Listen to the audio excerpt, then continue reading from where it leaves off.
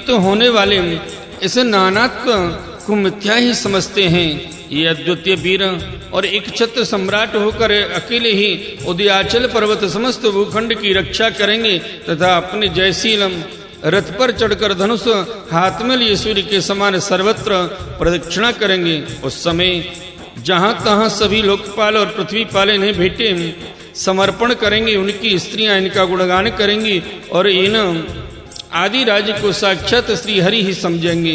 ये प्रजापालक राजाधिराज होकर प्रजा के जीवन निर्वाह के लिए गौरूप धारणी पृथ्वी का दोहन करेंगे और इंद्र के समान अपने धनुष के कोनों से बातों ही बातों में पर्वतों को तोड़ फोड़ कर पृथ्वी को समतल कर देंगे। रणभूमि में कोई भी इनका वेग सह नहीं सकेगा। जिस समय ये जंगल में पूंछ उठाकर विचरते हुए सिंह के समान अपने आजगब धनुष का टंकार करते हुए भूमंडल में विचरेंगे, उस समय सभी दुष्टजन इधर उधर छिप जाएंगे। ये सरस्वती के उद्गम स्थान पर 100 अश्वमेघ यज्ञ करेंगे। तब अंतिम यज्ञानुष्ठान के समय इंद्र इनके घोड़े को हर कर ले जाएंगे।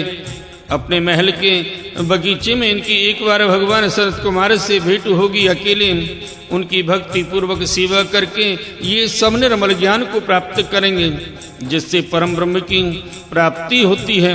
इस प्रकार जब इनकी पराक्रम जनता के सामने आ जाएंगे तब ये पराक्रमी महाराज जहां तहां अपने चरित्र की ही चर्चा सुनेंगे। इनकी आज्ञा के विरोध कोई भी न कर सकेगा तथा ये सारी दिशाओं को जीतकर और अपने तेज से प्रजा के क्लेश रूप कांटे को निकालकर संपूर्ण भूमंडल के शासक होंगे। उस समय देवता और असुर भी इनके विपुल प्रभाव का वर्णन करेंगे। बोलिए श्रीमद्भागवत महापुराण की जय। आइए भक्त वृंदो, श्रीमद्भागवत महापुराण के चतुर्थ स्कंद में 17वां अध्याय महाराज पृथु का पृथ्वी पर कुपित होना और पृथ्वी के द्वारा उनकी स्तुति करने का प्रसंग श्रवण करते हैं। श्री मैत्रेय जी कहते हैं, इस प्रकार जब वंदीजनों ने महाराज पृथु के गुण और कर्मों का बखान करके उनकी प्रशंसा की तब उन्होंने भी उनकी बड़ाई करके तथा उन्हें मनचाही वस्तुएं देकर संतुष्ट किया। उन्होंने ब्राह्मणादि चारों वर्णों, सेवकों, मंत्रियों, पुरोहितों, पुरवासियों, देशवासियों, भिन्न भिन्न व्यवसायियों तथा अन्य आज्ञानुवर्तियों का भी सत्कार किया। विदुर जी ने पूछा, ब्राह्मण, पृथ्वी तो अनेक रूप धारण कर सकती है, उसने गौरूप क्यों धारण किया? और जब महाराज पृथु ने उसे दुहा तब बछड़ा कौन बना और दुहिनी का पात्र क्या हुआ? पृथ्वी देवी तो पहले स्वभाव से ही ऊंची नीची थी, उसे उन्होंने समतल किस प्रकार किया और इंद्र उनके यज्ञ संबंधी घोड़े को क्यों हर ले गए? ब्रह्मज्ञानियों में श्रेष्ठ भगवान सनत कुमारी जी से ज्ञान और विज्ञान प्राप्त करके भी राजर्षि किस गति को प्राप्त हुए? पृथु रूप से सर्वेश्वर भगवान श्री कृष्ण ने ही अवतार ग्रहण किया था। अतः पुण्य कीर्ति श्री हरि की उस पृथु अवतार से संबंध रखने वाले जो और भी पवित्र चरित्र हों वे सभी आप मुझसे कहिए, मैं आपका और श्री कृष्णचंद्र का बड़ा अनुरक्त भक्त हूँ।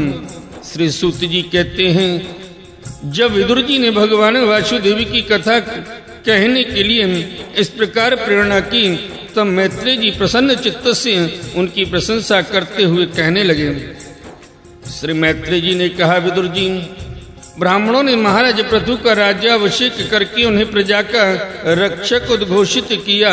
इन दिनों पृथ्वी अन्नहीन हो गई थी, इसलिए भूख के कारण प्रजाजनों के शरीर सूख कर कांटे हो गए थे। उन्होंने अपने स्वामी पृथु के पास जाकर कहा, राजन, जिस प्रकार कोटर में सुलगती हुई आग से पेड़ जल जाता है, उसी प्रकार हम पेट की भीषण ज्वाला से जले जा रहे हैं। आप शरणागतों की रक्षा करने वाले हैं और हमारे अन्नदाता प्रभु बनाए गए हैं, इसलिए हम आपकी शरण में आए हैं। आप समस्त लोगों की रक्षा करने वाले हैं, आप ही हमारी जीविका के भी स्वामी हैं। अतः राजेश्वर, आप हम क्षुधा पीड़ितों को शीघ्र ही अन्न देने का प्रबंध कीजिए। ऐसा न हो कि अन्न मिलने से पहले ही हमारा अंत हो जाए।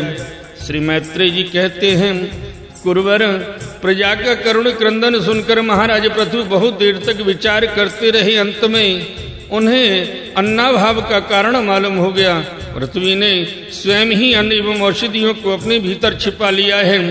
अपनी बुद्धि से इस बात का निश्चय करके उन्होंने अपना धनुष उठाया और त्रिपुर विनाशक भगवान शंकर के समान अत्यंत क्रोधित होकर पृथ्वी को लक्ष्य बनाकर बाण चढ़ाया। उन्हें शस्त्र उठाए दे कि पृथ्वी कांप उठी और जिस प्रकार व्याघ्र के पीछा करने पर हरणी भागती है उसी प्रकार वह डरकर गौ का रूप धारण करके भागने लगी। यह देखकर महाराज पृथु की आंखें क्रोध से लाल हो गईं। वे जहां जहां पृथ्वी गई वहां वहां धनुष बाण चढ़ाए उसके पीछे लगे रहे। दिशा विदिशा स्वर्ग पृथ्वी और अंतरिक्ष में जहां जहां भी वह दौड़ कर जाती वहीं उसे महाराज पृथु हथियार उठाए अपने पीछे दिखाई देते। जिस प्रकार मनुष्य को मृत्यु से कोई नहीं बचा सकता उसी प्रकार उसे त्रिलोकी में बेन पुत्र पृथु से बचाने वाला कोई भी न मिला। तब वे अत्यंत भयभीत होकर दुखित चित्त से पीछे की ओर लौटी और महाभाग पृथु जी से कहने लगी, धर्म के तत्व को जानने वाले शरणागत वत्सल राजन, आप तो सभी प्राणियों की रक्षा करने में तत्पर हैं, आप मेरी भी रक्षा कीजिए। मैं अत्यंत दीन और निरपराध हूँ, आप मुझे क्यों मारना चाहते हैं? इसके सिवा आप तो धर्मज्ञ माने जाते हैं, फिर मुझे स्त्री का वध आप कैसे कर सकेंगे? स्त्रियां कोई अपराध करें तो साधारण जीव भी उन पर हाथ नहीं उठाते, फिर आप जैसी करुणामय और दीनवत्सल तो ऐसा कर ही कैसे सकते हैं?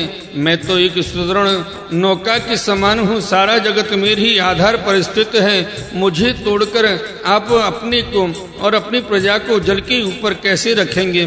महाराज पृथु ने कहा, पृथ्वी तो मेरी आज्ञा का उल्लंघन करने वाली है, तू यज्ञ में देवता रूप से भाग तो लेती है किंतु उसके बदले में हमें अन्न नहीं देती, इसलिए आज मैं तुझे मार डालूंगा। तू तो प्रतिदिन हरी हरी घास खा जाती है और अपने थन का दूध नहीं देती, ऐसी दुष्टता करने पर तुझे दंड देना अनुचित नहीं कहा जा सकता। तू ना समझ है, तूने पूर्व काल में ब्रह्मा जी की उत्पन्न किए हुए अन्नादि के बीजों को अपने में लीन कर लिया है और अब मेरी भी परवाह न करके उन्हें अपने गर्भ से निकालती नहीं। अब मैं अपने बाणों से तुझे छिन्न भिन्न कर तेरे मेरे से इन क्षुधातुर और दीन प्रजाजनों का करुण क्रंदन शांत करूंगा।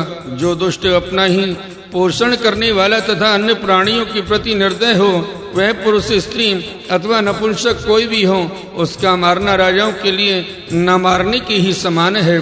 तू बड़ी गर्वीली और मदोन्मत्ता है, इस समय माया से ही है गौ का रूप बनाए हुए है। मैं बाणों से तेरे टुकड़े टुकड़े करके अपने योग बल से प्रजा को धारण करूंगा।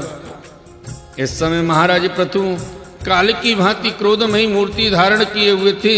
उनके ये शब्द सुनकर धरती कांपने लगी और उसने अत्यंत विनीत भाव से हाथ जोड़कर कहा, पृथ्वी देवी ने कहा, आप साक्षात परम पुरुष हैं तथा अपनी माया से अनेक प्रकार के शरीर धारण कर गुणमय जान पड़ते हैं।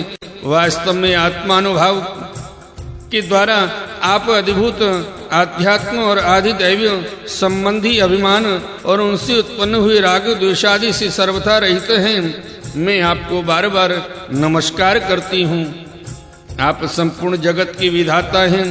आपने ही यह त्रिगुणात्मक सृष्टि रची है और मुझे समस्त जीवों का आश्रय बनाया है। आप सर्वथा स्वतंत्र हैं। हे प्रभु, जब आप ही अस्त्र शस्त्र लेकर मुझे मारने को तैयार हो गए, तब मैं और किसकी शरण में जाऊं? कल्प के आरंभ में आपने अपने आश्रित रहने वाली अनिर्वचनीय माया से ही इस चराचर जगत की रचना की थी और उस माया के ही द्वारा आप इसका पालन करने के लिए तैयार हुए हैं। आप धर्मपरायण हैं, फिर भी मुझ गौ रूप धारणी को किस प्रकार मारना चाहते हैं? आप एक होकर भी मायावश अनेक रूप जान पड़ते हैं तथा आपने स्वयं ब्रह्मा को रचकर उनकी विश्व की रचना कराई है। आप साक्षात सर्वेश्वर हैं। आपकी लीलाओं को अजितेंद्रिय लोग कैसे जान सकते हैं? उनकी बुद्धि तो आपकी दुर्जय माया से विक्षिप्त हो रही है। आप ही पंचभूत इंद्रिय उनकी अधिष्ठात्र देवता बुद्धि और अहंकार रूप अपनी शक्तियों के द्वारा क्रमशः जगत की उत्पत्ति स्थिति और संहार करते हैं। भिन्न भिन्न कार्यों के लिए समय समय पर आपकी शक्तियों का आविर्भाव तिरोभाव हुआ करता है। आप साक्षात परम पुरुष और जगत विधाता हैं। आपको मेरा नमस्कार है।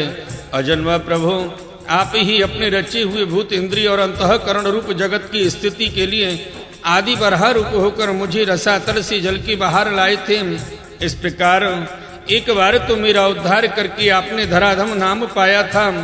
आज वही आप वीर मूर्ति से जल के ऊपर नौका के समान स्थिर मेरे ही आश्रय रहने वाली प्रजा की रक्षा के लिए अभिप्राय से पहने पहने बाण चढ़ाकर दूध न देने के अपराध में मुझे मारना चाहते हैं। इसे त्रिगुणात्मक सृष्टि की रचना करने वाली आपकी माया से मेरे जैसे साधारण जीवों के चित्त मोहग्रस्त हो रहे हैं। मुझे जैसे लोग तो आपके भक्तों की लीलाओं का भी आशय नहीं समझ सकते।